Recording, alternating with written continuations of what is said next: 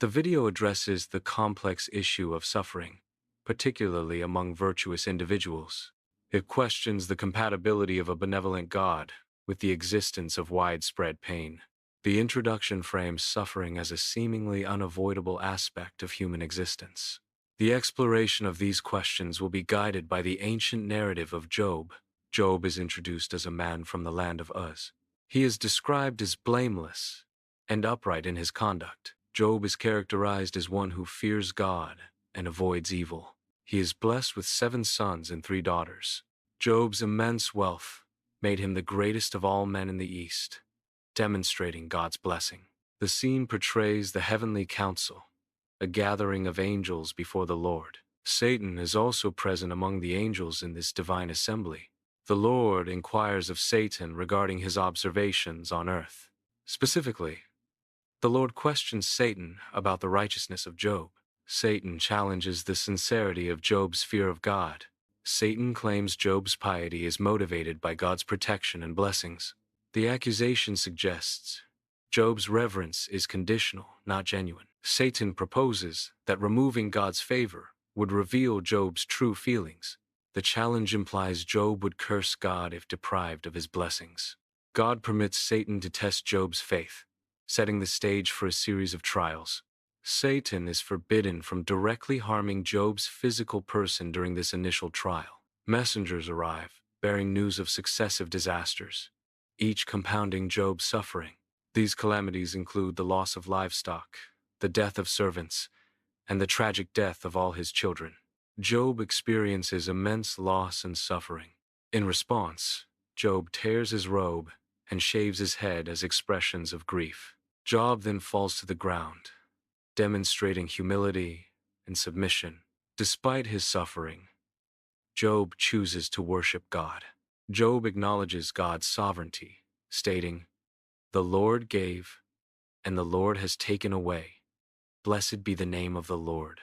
Satan reappears before God, escalating his challenge regarding Job's faith. Satan argues Job remains faithful only because he hasn't suffered physical pain. He requests permission to inflict Job with physical ailments, predicting Job will then curse God.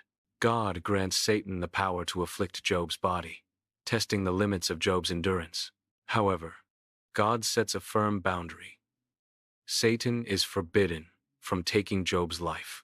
Job experiences severe physical suffering, covered in painful sores from head to toe. He sits among ashes, using broken pottery to scrape his skin in an attempt to alleviate the pain. Job's wife suggests he curse God and accept death as a release from his suffering. Job rebukes his wife, questioning whether they should only accept good fortune from God. He argues that adversity is also a part of God's plan and should be accepted with faith. Job's 3 friends, Eliphaz, Bildad, and Zophar, learn of his great suffering. They traveled to see him, intending to offer comfort and support. Overwhelmed by Job's condition, they express grief through weeping and mourning rituals. The friends sit with Job in silence for 7 days and nights, sharing in his sorrow. Job's friends initiate a debate regarding the reasons for his suffering. Eliphaz starts the debate by asserting a core principle. Eliphaz argues that the innocent never truly perish.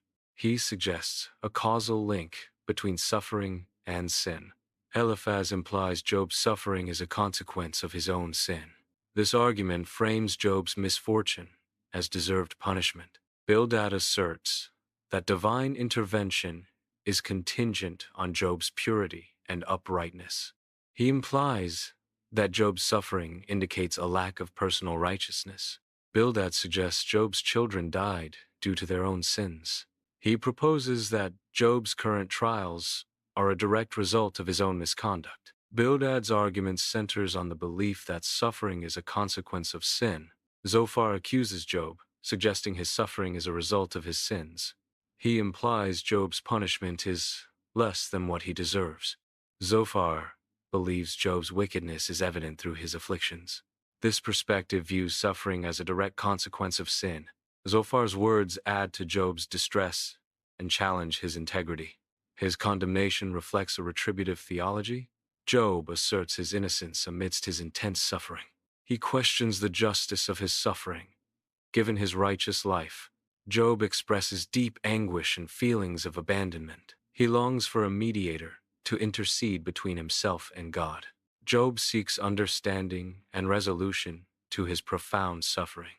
Following a prolonged debate, God responds to Job from a whirlwind. God's response does not provide explicit reasons for Job's suffering. Instead, God reveals his own greatness and power. God also demonstrates his wisdom through a series of questions. These questions concern the creation and control of the universe. The questions are rhetorical, emphasizing God's supreme knowledge. Job confronts the profound revelation of God's majesty and power. In response to this divine encounter, Job humbles himself. He expresses deep repentance for his previous assertions and complaints. Job acknowledges the limitations of his human understanding. He recognizes and affirms God's ultimate sovereignty over all things. Job admits to speaking about matters beyond his comprehension. God rebukes Job's friends for misrepresenting him. He instructs them to offer a sacrifice for their error. God restores Job's wealth, doubling his previous possessions. Job fathers more children, continuing his lineage. Job lives to see 4 generations of his descendants, signifying God's complete blessing.